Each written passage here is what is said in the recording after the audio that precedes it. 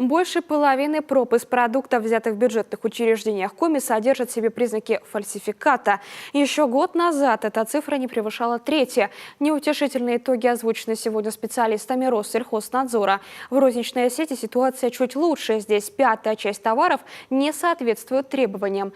Во главе антирейтинга масло и сыр. С ними самые большие шансы нарваться на подделку. Заметим, все исследования вполне считаются объективными, так как проводятся за пределами региона в специализированных лабораториях.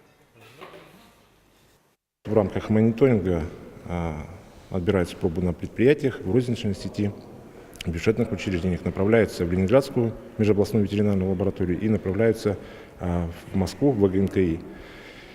В соответствии с регламентами проводятся исследования.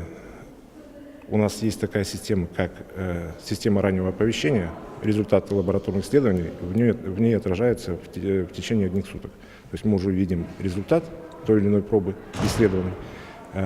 Далее в отношении производителя инициируется проверка. Попались ревизора, между прочим, и наши производители.